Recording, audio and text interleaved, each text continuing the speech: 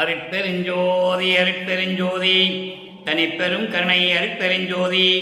எல்லா உயிர்களும் இன்புற்று வாழ்க, வள்ளல் மலரடி வாழ்க வாழ்க, கொல்லா விரதம் குவளை எல்லாம் ஓங்குக, நல்லோர் நினைத்த நலம் பெறுக, நன்று நினைத்த எல்லோரும் வாழ்க இசைந்து. உலக மக்களே, அறிவார்ந்த அன்பர்களே, ஆண்மநேய ஒருமைப்பாடுடைய அன்பர்களே, வல்லப்பமான நமக்கருளிய திருவிற்பாவில் 3ஆம் திருமுறையில் 3ஆம் பதிகத்தில் இருக்கின்ற இரங்கல் மாலை என்ற பதிகத்தில் இருக்கின்ற பாடலுடைய விளக்கங்களை பார்த்து கொண்டிருக்கிறோம். இரங்கல் மாலை மொத்தம் 31 பாடல்களை கொண்டது. இதுவரையில் நாம் 16 பாடலுடைய விளக்கங்களை பார்த்திருக்கிறோம். இந்த 16 பாடலுடைய விளக்கத்தினுடைய சுருக்கம் முதலில் சொல்லிவிட்டு இன்று 17வது பாடலை பார்க்க போகிறோம். சமயங்களையும் மதங்களையும் மார்க்கங்களையும் சூழ்ந்திருந்த காலகட்டத்தில் நமது இறைவன் வளர்ப்பமானவர்கள் இந்த மண் உலகத்தை வருவிக்க உற்று அந்த காலகட்டங்களில் எப்படியெல்லாம் இறைவனை வேண்டினார் என்பதை பார்த்து கொண்டிருக்கிறோம். மறைப்பு நிலை இருந்தது அப்போ அவருக்கு. ஏன் இந்த மண்ணுலைக்கு வருவிக்கப்பட்டோம் என்ற நிலை நமது குழந்தை இறைவன் வளர்ப்பமானுக்கு தெரியாதப்போ 9 ஆண்டுகள் கழித்து இறைவன் ஆட்கொண்ட பிறகு தான் யார் என்ற நிலையையும் இறைவன் யார் என்பதையும் அவர் உணர்ந்து கொள்கிறார். அதன் பிறகு இறைவனை பார்க்க திருவெற்றியூர் செல்லுகிறார். இறைவன் தன் மகனுக்கு காட்சி கொடுத்துவிட்டு மறைந்து விடுகிறார். வழக்கமானவர்கள் திருவெற்றியூர் தெருவிலே நின்று கொண்டிருக்கும் போது, பவனி வருவதை பார்ப்பதற்காக நின்று கொண்டிருக்கும் போது இறைவன் மகனை பார்த்து கூட திரும்பி பார்க்காமல் ஓடிக்கொண்டிருக்கிறார். இப்படி நிலைகளெல்லாம் வளர்ப்பமான் விரிவாக நமக்கு எடுத்துரைத்துக் கொண்டு இரங்கல் மாலை என்ற பதிகத்திலே தன்னை ஒரு பெண்ணாகவும், அதாவது தலைவியாகவும், இறைவனை தலைவனாகவும் வர்ணனை செய்து உள்ளத்திடம் தோழியாக வர்ணனை செய்து உள்ளத்திடம் சொல்லுவது போல இந்த உலக மக்களுக்கு தெரிவிக்கிறார். சமயங்களும் மதங்களும் மார்க்கங்களும் சூழ்ந்திருந்த காலகட்டங்களில் இறைவனை எப்படி உருவகப்படுத்துகிறார் என்பதையும் திருவெற்றியூரிலே இருக்கின்ற இறைவன் என்று சொல்லுகிறார். அதே நிலை மாறும் பொழுது சமரச சுத்த சன்மார்க்கத்தை தன் மகனிடம் கொடுத்த பிறகு இறைவன் அருட்பெருஞ்சோதி ஆண்டவரான உடனே எப்படியெல்லாம் இறைவனிடம் வேண்டுகிறார். இந்த சமயங்களிலும் மதங்களிலும் மார்க்கங்களிலும் சார்ந்திருந்த போது தான் செய்த குற்றங்களை எல்லாம் மன்னிக்க வேண்டும் என்று எப்படி விண்ணப்பம் வைக்கிறார். இறைவன் வந்து பார்க்காத இறைவன் ஆட்கொண்ட பிறகு தன்னை வந்து பார்க்காத இறைவன் சமரச சுத்த சன்மார்க்கத்தை பெற்ற பிறகு எப்படியெல்லாம் அருளை கொடுத்தார் என்பதையும் ஒவ்வொரு பாடலிலும் நாம் பார்த்து கொண்டிருக்கிறோம்.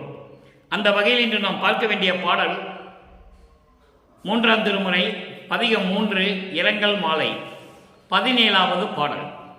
இன்னைக்கு பாடல் நல்லா கவனிங்க. இந்த பிரம்மனும் திருமாலும் இவர்களெல்லாம் வானவர்களெல்லாம் எப்படி இருந்தார்கள், அவர்கள் எப்படியெல்லாம் போர்க்குணம் கொண்டு எப்படியெல்லாம் கொலை குற்றவாளிகளை ஆனார்கள், அதாவது எப்படியெல்லாம் கொலை செய்தார்கள் என்பதை எல்லாம் சொல்லிவிட்டு அப்படிப்பட்ட நிலையில் இருந்த அவர்களுக்கெல்லாம் நீ அருளை கொடுத்தாயே, எனக்கு அருளை கொடுப்பதற்கு ஏன் தயங்குகிறாய் என்று இறைவனிடம் முறையிடுவதையும் இன்றைக்கு நாம் பார்க்க போகிறோம். போருக்கும் உரியார் மால் பிரம்மன் போகி முதலாம் புங்கவர்கள் யாருக்கும் அறியார் எனக்கு எளியராகி மாலையிட்டார் ஈர்க்கும் புகுதாத முளை மதத்தை இன்னும் தவிர்த்தார் அல்லடி கூர்க்கும் நெடுவேல் கண்ணாய் என் குறையை எவருக்கு கூறுவேனே. இது பாடல். இப்ப இந்த பாடல் அவர்களுடைய பதவுரை பார்க்க போகிறோம். அதன் பிறகு தெளிவுரை. இந்த பாடலுடைய பதவுரை பாருங்க. போருக்கும் உரியார் என்றால் போர்க்குணம் கொண்டவர்கள், சினம் கொண்டவர்கள், கடும் சினம் கொண்டவர்கள், போர்க்குணம் கொண்டவர்கள். யார்? திருமால், பிரம்மன், போகி என்றால் இந்திரன். முதலாம் புங்கவர்கள்னா தேவர்கள். ஆக பிரம்மன், திருமால், இந்திரன் முதல் தேவர்கள் எல்லாம் போர்க்குணம் உடையவர்கள், கடும் சினம் கொண்டு உயிர்களை வதம் செய்கிறவர்கள். அப்படிப்பட்டவர்கள் யாருக்கும் அறியார். இவர்களுக்கெல்லாம் யாருக்குமே அறிய முடியாத இறைவன் எனக்கு எளியராகி, எனக்கு எளிதில் கிடைத்து, நான் சிரமப்படாமலும் இவர்களெல்லாம் பார்க்க முடியாத இறைவனை நான் கண்டு எனக்கு எளியவராகி மாலையிட்டார் எனக்கு. எனக்கு மாலையிட்டார் என்பது ஆட்கொண்டார் என்று அர்த்தம். மாலையிட்டார் என்று ஏன் இங்கே சொல்லுகிறார் என்றால், தன்னை தலைவியாக உருவகப்படுத்தியுள்ளார். உள்ளத்தை தோழியாகவும் தன்னை ஒரு பெண்ணாகவும் உருவகப்படுத்தி இறைவனிடம் சொல்லுகிறார். அதனால் மாலையிட்டார் என்று சொல்லுகிறார். மாலையிட்டார் என்பது ஆட்கொண்டார். ஈர்க்கும் புகுதாத, ஈர்க்கும் புகுதாத என்பது ஒரு தென்னை குச்சி இருக்குல்ல, தென்னை கீற்று குச்சி, அது அளவு கூட முளை மதம். முளை மதம் என்பது இரண்டு விதமாக சொல்லலாம். முளை மதம் என்பது காமம், கடும் சினம், கோபம். நெஞ்சுக்குள்ள நெஞ்சு வந்து புடைக்கிற மாதிரி அந்த கோபம் வருவது, நெஞ்சை நிமிர்த்தி கோபத்தோடு இருப்பது, அதான் முளை மதம் என்று சொல்கிறார். இந்த காமத்தையும் இந்த போர் குணத்தையும் இன்னும் இவர்கள் விட்டபாடு இல்லை. அவர்கள் மட்டுமல்ல, இவர் கூட, எனக்கு மாலையிட்டவர் கூட இன்னும் அந்த கோபத்தை விடவில்லை. கோபத்தை விட்டுவிட்டு குளிர்ந்த மனத்தோடு, மனம் அதாவது சந்தோஷத்தோடு என்னை வந்து அவர் பார்க்கவில்லை என்பதை சொல்கிறார். அதான் ஈர்க்கும் புகுதாத.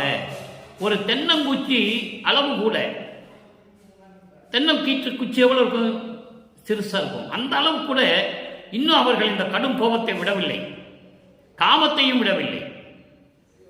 அப்படிப்பட்ட நிலையில் இவர் கூட என் மேல் இருக்கின்ற கோபத்தை விடாமல் இருக்கிறார். என்னை பார்ப்பதற்கு வரவில்லை, கோபம் கொண்டு திரிந்து கொண்டிருக்கிறார் என்பதை இங்கே கூறுகிறார். அடுத்து பாருங்க, கூர்க்கும் நெடுவேல் கண்ணாய். கூறிய வேல் போன்று கண்ணுடைய என் தோழியே, இந்த குறையை நான் யாரிடம் போய் சொல்லுவேன்? தந்தை மகனை ஆட்கொண்ட பிறகு தந்தை மகனுக்கு அருளாவிட்டால் இந்த குறையை நான் யாரிடம் போய் சொல்லுவது என்று சொல்லி இந்த பாடலை நமக்கு அருளியிருக்கிறார்கள். இப்ப பதவுரை பார்த்து விட்டோம், அதனுடைய விளக்கம் பாருங்க. போர்க்குணம் உடையவர்கள், அதாவது போர்க்குணம் உடையவர்கள் யாரு? பிரம்மன், திருமால், இந்திரன் மற்றும் தேவர்கள் எல்லாம் போர்க்குணம் உடையவர்கள், போர் புரிந்து உயிர்களை வதம் செய்தவர்கள். இவர்களுக்கெல்லாம் கிடைக்காத இறைவன், இவர்களெல்லாம் காண முடியாத இறைவன் எனக்கு எளியராகி என்னை ஆட்கொண்டார், எனக்கு மாலையிட்டார் என்று சொல்கிறார். எனக்கு மாலையிட்டார், என்னை ஆட்கொண்டார். அதோடு மட்டுமல்ல, அவர்கள் இன்னும் இந்த கோப குணத்தையும் காமத்தையும் இன்னும் தவிர்க்கவில்லை. இவரும் என் மேல் சினம் கொண்டு கோபம் கொண்டு ஏன் என்னை வந்து பார்க்கவில்லை என்பது எனக்கு தெரியவில்லை. இந்த குறையை நாம் யாரிடம் போய் சொல்லுவேன் தோழி என்று சொல்லி இந்த பாடலை நமக்கு அருளியிருக்கிறார்கள். இதுதான் இந்த பாடலுடைய பொருள்.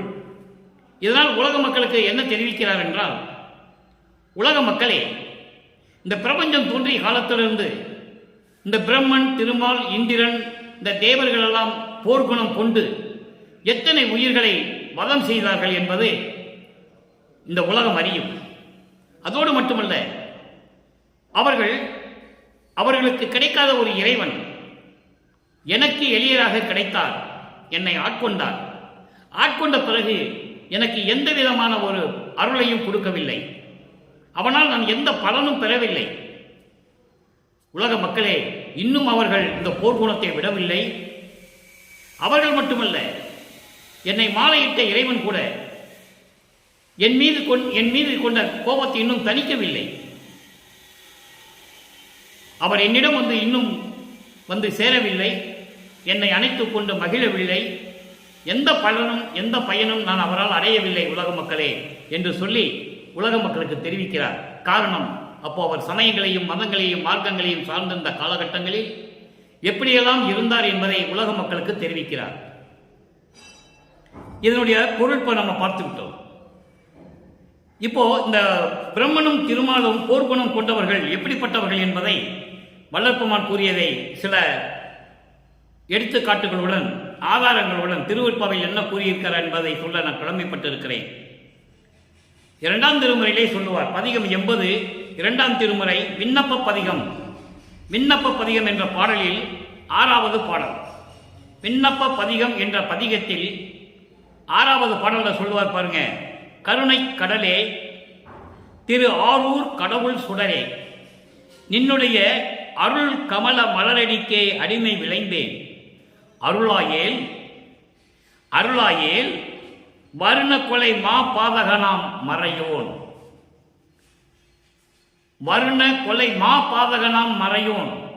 மறையோன்னா பிரம்மன். மறையோன் தனக்கு மகிழ்ந்து அன்று தருண கருணை அளித்த புகழ் என்ன இந்நாள் சாற்றுகவே.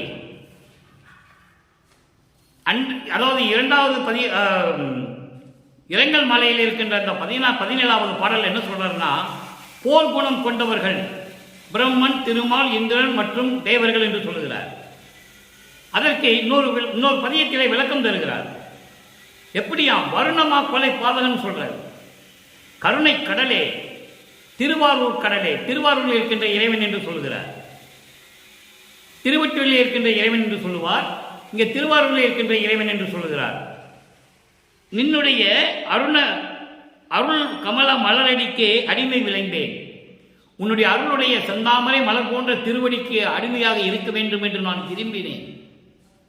நான் இருக்க விரும்பினேன், நீ அருளவில்லை.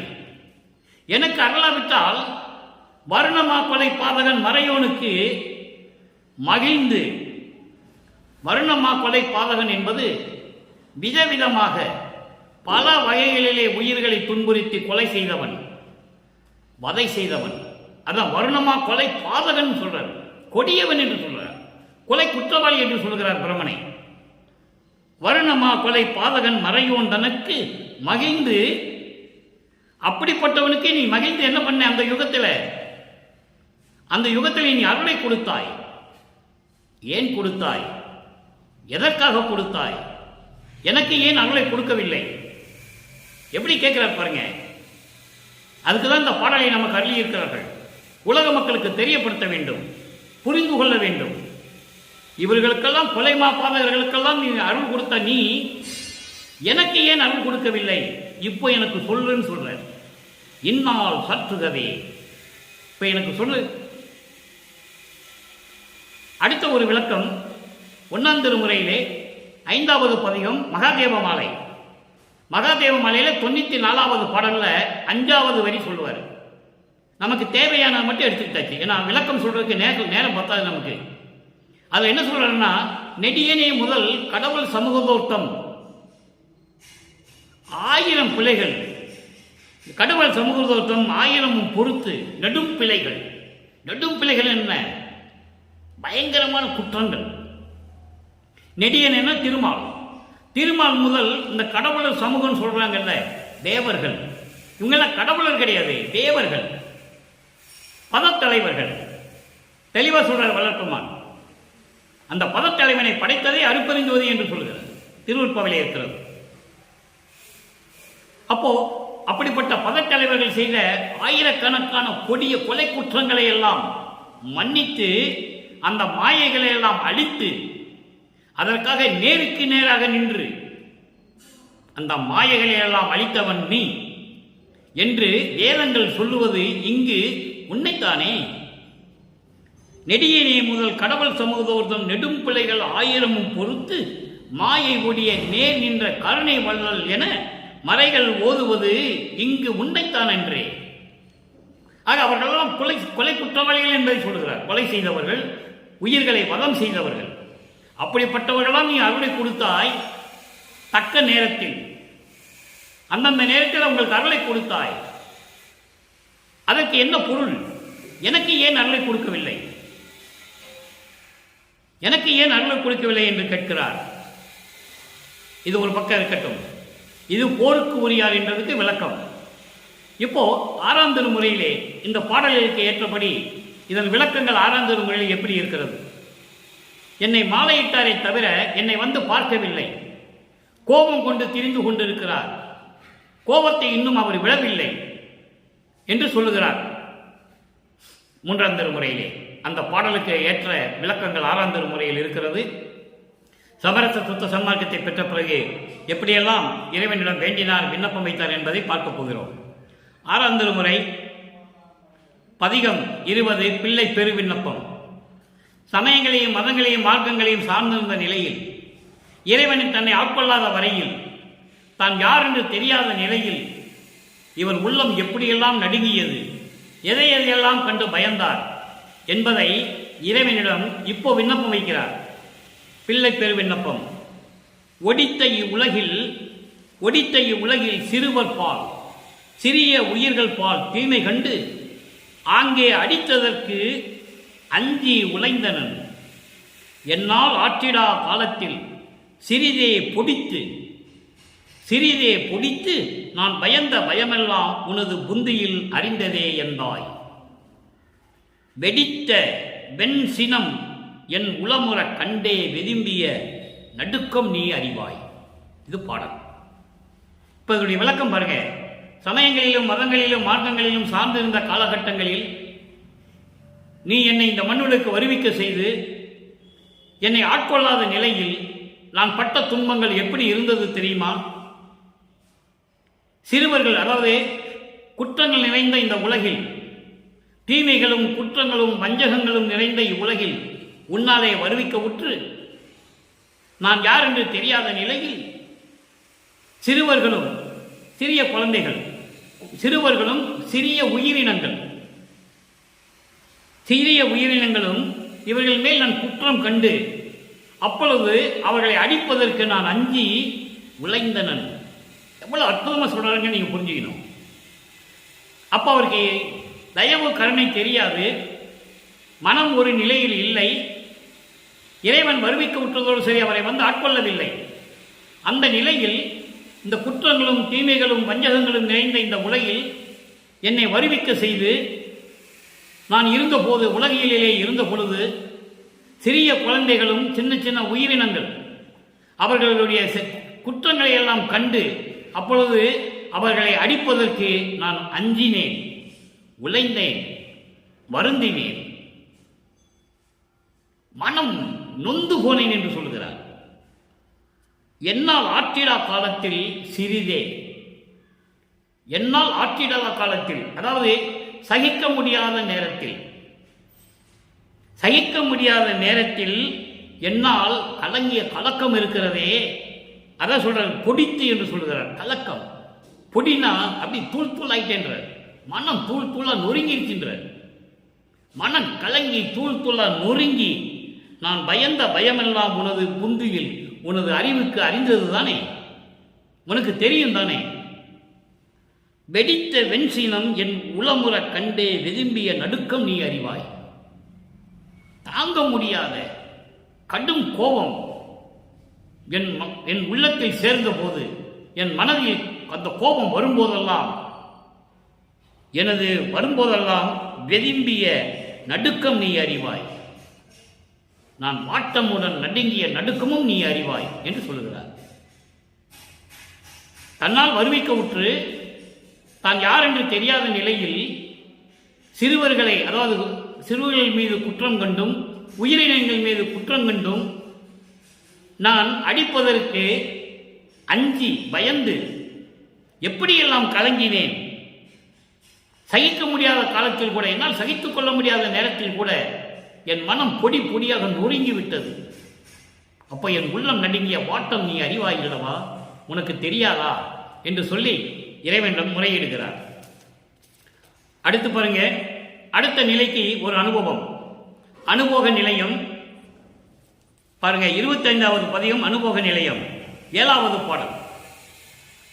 அங்கே இருக்கின்ற 17வது பாடலுக்கு இங்கே 7வது பாடலிலே ஒரு விளக்கம் இருக்கிறது. ஏதும் ஒன்றும் அறியா வேதையாம் பருவத்து என்னை ஆட்கொண்டு ஓதும் இன்மொழியால் பாடவே பணித்த ஒருவனே, என் உயிர் துணைவா, வேதமும் பயனுமாகிய பொதுவில் விளங்கிய விமலனே, ஞான போதகம் தருதற்கு இது தகு தருணம், புணர்ந்து அருள் எனையே. சமயங்களும் மதங்களும் மார்க்கங்களும் சார்ந்திருந்த காலகட்டங்களில் எப்படியெல்லாம் இறைவனை வேண்டினார். அங்கே அவரை ஆட்கொண்டார் தவிர, சொல்லுகிறார், மாலையிட்டார் என்று தானே சொல்லுகிறார். ஆட்கொண்டாரை தவிர எந்த அருளையும் கொடுக்கவில்லை. அதை சமரச சுத்த சன்மார்க்கத்தை பெற்ற பிறகு இங்கு அனுபவ நிலையத்திலே சொல்லுகிறார் பாருங்கள். ஏதும் ஒன்று அறியா வேதையாம் பருவத்து, அறியா பருவத்திலே எதுவும் தெரியாது எனக்கு. எதுவும் அறியாத பருவத்திலே சிறிய வயதிலே என்னை ஆட்கொண்டு,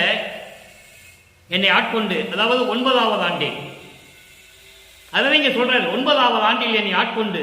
அப்ப எனக்கு எதுவுமே தெரியாது, எதுவுமே எனக்கு தெரியாது. அறிவில்லாத பருவம், அறியா பருவத்திலே என்னை ஆட்கொண்டு ஓதும் இன்மொழியால் பாடவே பணித்த ஒருவனே, மகிழ்ந்து நீ இனிய சொற்களால் நீ பாடு என்று சொல்லி எனக்கு கட்டளையிட்ட ஒருவனே என்று சொல்லுகிறார். அருட்பெருஞ்சோதியே, ஒரே இறைவன், அவர்தான் ஒருவனே என்று சொல்கிறார். ஒரே இறைவன் அருட்பெருஞ்சோதியே, என் உயிர் துணைவா, என் உயிருக்கு துணையாக இருக்கின்ற இறைவனே, வேதமும் பயனும் ஆகிய பொதுவில் வேதங்களும் வேதங்களினுடைய பயன்களும் நிறைந்த அதில் விளங்கிக் கொண்டிருக்கின்ற சத்தியஞான சபையிலே விளங்கிக் கொண்டிருக்கின்ற விமலனே. ஏற்கனவே நான் விமலனுக்கு விளக்கம் கொடுத்திருக்கிறேன். விமலன் என்றால் மலங்கள் நீங்கியவன், சுத்த நிலையில் இருக்கின்றவன், சமரச சுத்த சன்மார்க்க தலைவன், சமரச சுத்த சன்மார்க்கத்துடைய இறைவன். அதான் விமலன் என்று சொல்கிறார். விமலனே, ஞான போதகம் தருவதற்கு, ஞான போதகம் என்பது எனக்கு மெஞ்ஞானத்தை கொடுப்பதற்கு. ஞானம் வேறு, மெஞ்ஞானம் வேறு, சிவன் வேறு, சிவம் வேறு. அப்ப மெஞ்ஞானத்தை கொடுப்பதற்கு இது தகுந்த நேரம், இதுதான் சரியான நேரம். புணர்ந்து அருள், என்னோடு 2 கலந்து கொள், புணர்ந்து கலந்து அருள் அருள் என்று சொல்லுகிறார். எனையே புணர்ந்தருள், புணர்ந்தருள் எனையே. அடுத்த ஒரு நிலை 6ஆம் திருமுறையிலே திருமுன் விண்ணப்பம் 33வது பதிகம், திருமுன் விண்ணப்பம், அதில் 7வது பாடல். விளங்கும் பொன்னணி பொது நடம்புரிகின்ற விரைமலர் திருத்தாளை உளம் கொள் அன்பர்தம்.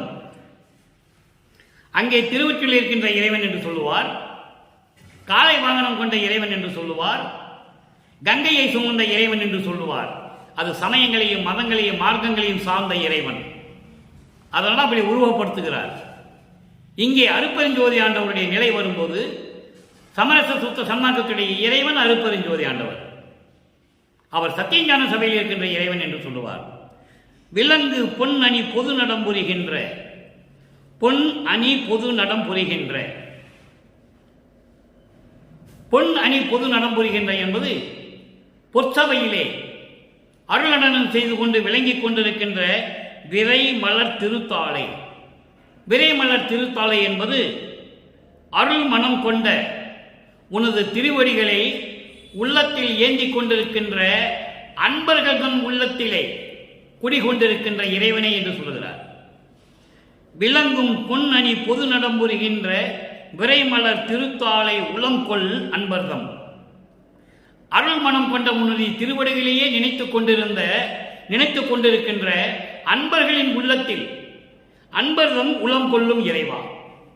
அப்படிப்பட்ட அன்பர்களுடைய உள்ளத்திலே விளங்கிக் கொண்டிருக்கின்ற இறைவனே, நின் ஒப்பிலால் பெருந்தன்மை, நின் ஒப்பிலால் பெருந்தன்மை, எதற்கும் ஒப்பிட முடியாத உன்னுடைய பெருந்தன்மை,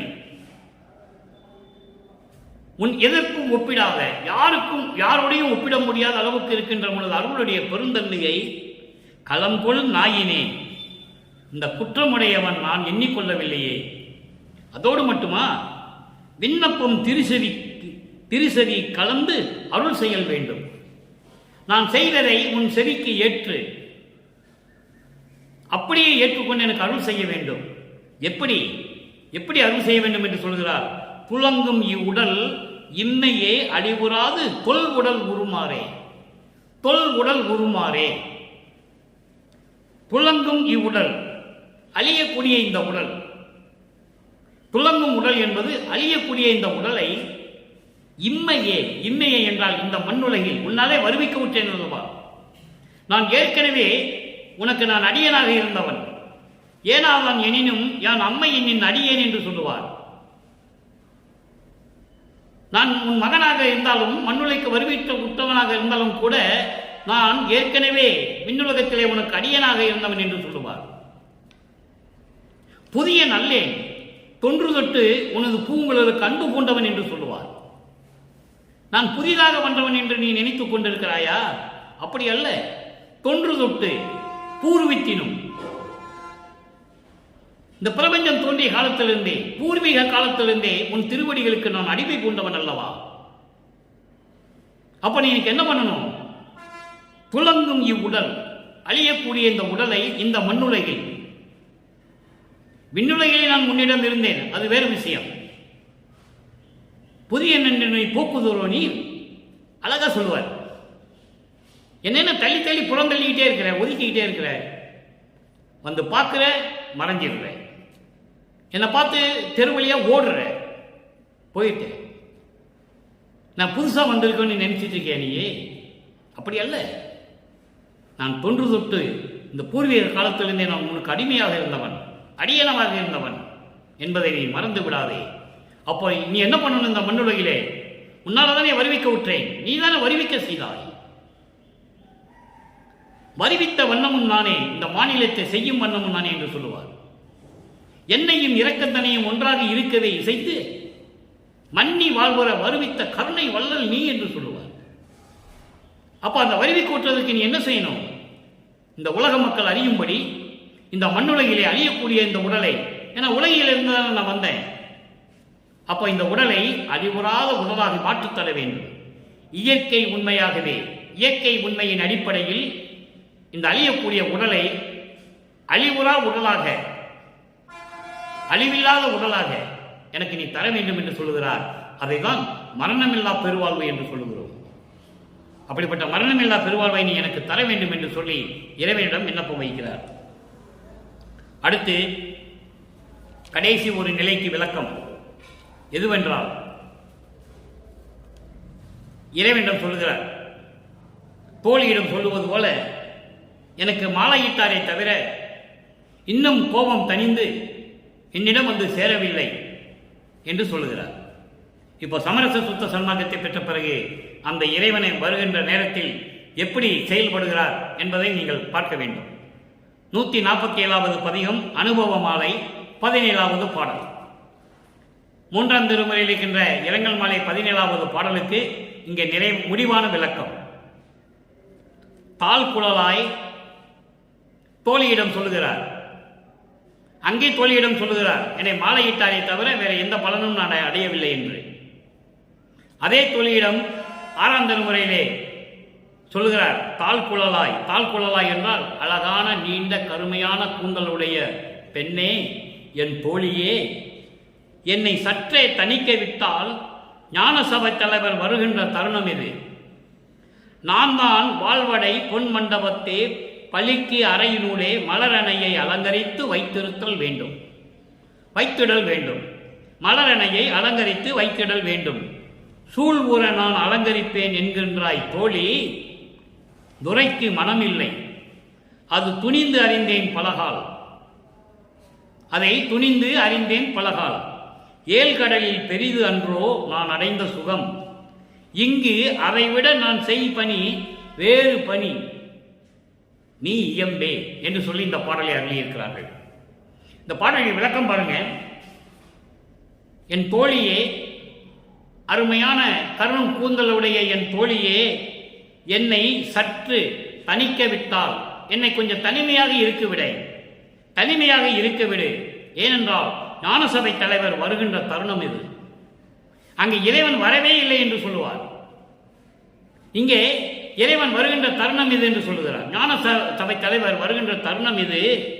நான் தான் நல்ல வாழ்வடைய வேண்டும் என்பதற்காக பொன் மண்டபத்தே, பொற்சபையிலே பொன் மண்டபத்தே சுத்தமான இடம், சுத்தமான நிலையில், அதாவது கண்ணாடி அறை என்று சொல்லுகிறார். உலகியலிலே பளிங்கு அறை என்பது கண்ணாடி அறை. இங்கே சுத்த சன்மார்க்க விளக்கம் சுத்தமாக இருக்க வேண்டும் என்பதற்காக மலரணையை அலங்கரித்து வைத்திடல் வேண்டும். ஒரு மலர் படுக்கையை அலங்கரித்து நான் வைக்க வேண்டும். தோழியிடம் சொல்லுகிறார், தோழியே, என்னை கொஞ்சம் தனிமையாக விட்டுவிடு.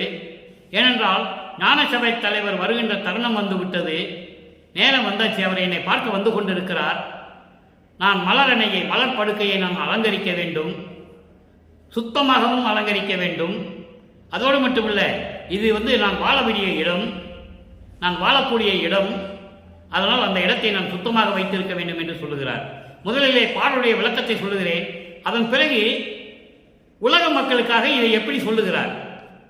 இங்கே தன்னை தலைவியாகவும் இறைவனை தலைவனாகவும் வர்ணனை செய்து தோழியிடம் சொல்லுகிறார். இது உலகியல் விளக்கம். உலக மக்களுக்கு எப்படி சொல்லுகிறார் என்பதை இதை பார்த்துவிட்டு நான் சொல்கிறேன். வைத்திடல் வேண்டும் சூழ் உற நான் அலங்கரிப்பேன் என்கின்றாய் தோழி. நீ கூட நான் கூட நல்லா அலங்கரிப்பேன் என்று நீ சொல்லுகிறாய். அது ஒரு பக்கம் இருக்கட்டும். சூழ் உரை என்பது நானும் திறமையாக அழகாக நானும் இந்த இடத்தை அலங்கரிப்பேன் என்று நீ சொல்லுகிறாய் தோழி. அது ஒரு பக்கம் இருக்கட்டும். துரைக்கு மனம் இல்லை, இதில் துரைக்கு விருப்பம் இல்லை. மற்றவர்கள் அலங்கரிப்பது இறைவனுக்கு பிடிக்காது. நான் தான் அலங்கரிக்க வேண்டும். இதை நான் பல தடவை பார்த்திருக்கிறேன். அவர் நான் தான் அலங்கரிக்க வேண்டும் என்று சொல்லுகிறார். நானும் அலங்கரித்து பல தடவை பார்த்திருக்கிறேன். அது துணிந்து அறிந்தேன் பலகால். நானும் பல தடவை இதை உறுதியாக நான் அறிந்திருக்கிறேன். இதில் எந்த விதமான மாற்றம் இல்லை. ஏனென்றால் 7 கடலில் பெரிது அன்றோ நான் அடைந்த சுகம். நான் இறைவனோடு கலந்த பிறகு அந்த அடைந்த சுகம் இருக்கிறதே, அது 7 கடலை விட பெரியது. 7 கடலை விட பெரியது. இங்கு இப்பொழுது இந்த அலங்கரிக்கின்ற பணியை தவிர வேற என்ன வேற வேலை இருக்கு? இந்த வேலையை தவிர எனக்கு என்ன வேலை இருக்கு? நீயே சொல்ல அப்படின்னு தோழியிடம் சொல்லுகிறார். இப்போ இதனுடைய விளக்கம் என்னவென்றால், இறைவன் வருகின்ற நேரம் வந்துவிட்டது. உலக மக்களே, இங்கே தாழ் குழலா என்று சொல்லுவது உலக மக்களே என்று சொல்லி பொருள் எடுத்துக்கொள்ள வேண்டும். உலக மக்களுக்கு தெரிவிக்கிறார். இறைவன் வருவதை வரவேற்று எப்படி செய்யணுன்றது உலக மக்களுக்கு சொல்லுகிறார். உலக மக்களே, இறைவன் வருகின்ற நேரம் வந்துவிட்டது. ஞான சபை தலைவர் அருட்பெருஞ்சோதி ஆண்டவர் வருகின்ற நேரம் வந்துவிட்டது. நான் என்ன பண்ண வேண்டும் என்றால், அந்த இடத்தை பொற்சபையை நான் நன்றாக அலங்கரிக்க வேண்டும். சுத்தமாக அலங்கரிக்க வேண்டும். எந்த விதமான குறையும் இல்லாமல் சிறப்பாக அலங்கரிக்க வேண்டும். அப்படி அலங்கரிக்கும் போது உள்ளத்திடம் தானே சொல்றாரு, தோழியிடம் சொல்லுகிறார். இதை நான் தான் அலங்கரிக்க வேண்டும் என்பது இறைவனுடைய கட்டளை. ஏனென்றால் இதை நான் பல தடவை பார்த்திருக்கிறேன். பல்கால் துணிந்து அறிந்தேன் என்று சொல்லுகிறார். அப்படி என்ன அர்த்தம்னா, இறைவன் என்னை ஆட்கொண்டார், எனக்கு எல்லா அகலையும் கொடுத்தார் என்பதை இங்கு சொல்றார் பாருங்க. 7 கடலில் பெரிது அன்றோ நான் அடைந்த சுகம். இறைவனை ஆட்கொண்ட பிறகு, அவர் அருளை கொடுத்த பிறகு நான் பெற்ற பேரின்பம் இருக்கிறதே, அது 7 கடலை விட பெரியது. என்னை ஆட்கொண்டான், என்னை ஏறா நிலை வீசை ஏற்றிவிட்டான். நான் சிவஞான வெளியில் இருந்து கொண்டிருக்கிறேன். சரியை கிரிய யோக ஞானம் என்ற நிலைகளை எல்லாம் கடந்து ஞானத்தில் ஞானம் என்ற 16வது நிலையில் கடவுள் நிலையில் இருந்து கொண்டு அந்த அடைந்த சுகம் இருக்கிறதே, அது 7 கடலை விட பெரியது. இறைவன் வருவதை பார்த்து அந்த இடத்தை அலங்கரிப்பது, அந்த இடத்தை சுத்தம் வைப்பது இங்கே உள்ளத்தை. அப்படிப்பட்ட இடத்தை சுத்தமாக வைத்திருப்பதை தவிர இந்த வேலையை தவிர வேறு எனக்கு எந்த வேலை இருக்கிறது? நீயே சொல்லு என்று சொல்லி உள்ளத்திடம் சொல்லுகிறார். அப்போ உள்ளத்தை நாம் சுத்தப்படுத்த வேண்டும். என்னோடு 2 கலந்து கொள்வதற்காக இறைவன் வந்து கொண்டிருக்கிறான். ஞான சபை தலைவர் அருட்பெருஞ்சோதி, அப்படிப்பட்ட இறைவன் கலந்து கொள்வதற்கு தகுதியான நேரம் வந்துவிட்டது, சரியான நேரம் வந்துவிட்டது என்று சொல்லி உலக மக்களுக்கு தெரியப்படுத்துகிறார். அதைதான் அனுபவ மாலையிலே இந்த பாடலிலே நமக்கு அருளியிருக்கிறார்கள். எனவே அன்பர்களே, ஏற்கனவே நான் கூறியது போல சமயங்களிலும் மதங்களிலும் மார்க்கங்களிலும் இருந்து கொண்டிருந்த நமது இறைவன் வல்லற்பமானவர்கள் அப்ப அவருக்கு அந்த நினைவு இல்லை என்று சொல்லுகிறார். இங்கே சொல்லுகிறார் பாருங்க, ஏதும் ஒன்று அறியா பேதையாம் பருவத்து. இதிலே நீங்க புரிஞ்சுக்கணும். இப்ப வழக்கத்தில் என்ன பேசிட்டு இருக்காங்கன்னா, அவர் அப்படிதான் இருந்தாரு பேசிட்டு இருக்காங்களே தவிர, அதன் பிறகு அந்த நிலை மாறிய பிறகு, சமரச சுத்த சன்மார்க்கத்தை பெற்ற பிறகு உலக மக்களுக்கு எப்படி தெரியப்படுத்துகிறார் என்பதை திருவருட்பாவிலே நமக்கு தெளிவாக அருளியிருக்கிறார்கள் நமது இறைவன் வல்லற்பமானவர்கள். இதுக்கு முன்னால் நான் இருந்தது உண்மைதான். ஏதும் அறியாத பருவத்து, பேதையாம் பருவத்தில் என்னை ஆட்கொண்ட அருள் கடலே என்று சொல்லுகிறார். அப்போ சமயங்களையும் மதங்களையும் மார்க்கங்களையும் விட்ட பிறகு, சமரச சுத்த சன்மார்க்கத்தை பெற்ற பிறகு எப்படியெல்லாம் இறைவனிடம் அருளை பெற்றுக் கொண்டார் என்பதையும், அருட்பெருஞ்சோதி ஆண்டவர் தன்னோடு இரண்டரை கலந்து கொண்டதனால் தானும் அருள் ஜோதி ஆகிவிட்டேன் என்பதையும் தெளிவாக வல்லப்பெருமான் சொல்கிறார். அருள் ஜோதி ஆனேன் என்று அறையப்பா முரசு, அருளாட்சி பெற்றேன் என்று அறையப்பா முரசு. அருளாட்சி பெற்றேன் என்றால் என்ன அர்த்தம்? இந்த பிரபஞ்சத்தை இயக்குகின்றார் என்ற அர்த்தம். 5 தொழில்களையும் பெற்றுக்கொண்டு ஏற்கனவே பிரம்மன், திருமால், ருத்திரன், மகேஸ்வரன், சதாசிவம் செய்த இந்த 5 தொழில்களையும் படைத்தல், காத்தல், அழித்தல், மறைத்தல், அருளல், இந்த 5 தொழில்களையும் யான் பெற்றுக்கொண்டு என்று சொல்லுகிறார். 5 தொழில்களையும் அருட்பெருஞ்சோதி ஆண்டவர் பெற்றுக்கொண்டு இந்த பிரபஞ்சத்தை இயக்கிக் கொண்டிருக்கிறார் என்று சொல்லுகிறார். அந்த நிலையை நீங்கள் புரிந்து கொள்ள வேண்டும். நான் ஏற்கனவே பல தடவை கூறியிருக்கிறேன், விளக்கம் கொடுத்திருக்கிறேன். 30/1/1874 இரவு 12 மணியிலிருந்து இந்த பிரபஞ்சத்தை இயக்குவது நமது இறைவன் வல்லற்பமானவர்கள். அருட்பெருஞ்சோதி ஆண்டவர் எங்கே இருக்கிறாரே? அவர் உடலோடு, அவர் உள்ளத்தில் இருக்கிறார். அவரோடு கலந்து கொண்டார். அவரோடு கலந்து கொண்டு ஜோதியாகி விட்டார்கள், அருட்பெருஞ்சோதியாகி விட்டார்கள். அப்போ அவர் உள்ளத்தில் இருந்து அவர் கட்டளையிட நான் இந்த 5 தொழிலையும் செய்து கொண்டிருக்கிறேன் என்று சொல்லுகிறார். 5 வகை தொழிலும் என்பால் அளித்தனை, அதுகொண்டு இந்நாள் செய்வகை தெரிவித்து என்னோடு சேர்ந்து ஒன்றாய் இருத்தல் வேண்டும். அப்போ அவர் உள்ளே இருந்த கட்டளையின்படி 5 தொழிலையும் செய்து கொண்டு இந்த பிரபஞ்சத்தை இயக்கிக் கொண்டு உயிர்களை படைத்துக் கொண்டு காத்துக் கொண்டிருப்பது யார்? வல்லற்பமானவர்கள். அவர் கடவுள் நிலையில் இருக்கின்றவர், இறைவன் வல்லற்பமானவர்கள். அந்த நிலையில் நீங்கள் இருந்து பார்க்க வேண்டும். வருவித்த வண்ணமும் நானே, இந்த மாநிலத்தை செய்யும் வண்ணமும் நானே. நான் வருவிக்க விட்டிருக்க காரணம் என்ன? மதங்களும் சமயங்களும் மார்க்கங்களும் எல்லாம் பொய் என்று உலக மக்களுக்கு சொல்ல வேண்டும். ஞானசையில சொல்றார், பொறித்த மதம் சமயம் எல்லாம் பொய் பொய்யே, அவற்றில் புகுதாதீர், சிவம் ஒன்றே பொருள் என கண்டறிவீன். சிவம் என்பது என்ன? சமரச சுத்த சன்மார்க்கத்துடைய தலைவன் அருட்பெருஞ்சோதி, அவன் தான் கடவுள் என்று சொல்லுகிறார். அப்படிப்பட்ட நிலையில் இருந்து கொண்டு நீங்கள் பார்க்க வேண்டும். அப்போ சமயங்களையும் மதங்களையும் மார்க்கங்களும் எல்லாம் ஒளிந்து விட்டன என்று சொல்லுகிறார். அதைதான் பன்மார்க்கம் கடந்தேன் என்று சின்னம்பிடி, பன்மார்க்கம் கடந்தேன் என்று சின்னம்பிடி, சின்னம்பிடி பதியத்திலே சொல்லுவார். 12 மேல் நின்று சின்னம்பிடி, 12 மேல் நின்று சின்னம்பிடி என்பது ஞானசரி 13வது நிலை, திரையோதச நிலை, அகவலிலே வரும் திரையோதச நிலை. அப்படிப்பட்ட நிலையிருந்து கொண்டிருக்கின்ற இறைவனை நாம் வணங்கி, அற்புதமான இறைவன், சமரச சுத்த சன்மார்க்கம் அற்புதமான மார்க்கம், இறைவனை நேரடியாக பார்க்கக்கூடிய மார்க்கம், இறைவனுடைய அருளை நேரடியாக பெற முடிய மார்க்கம்.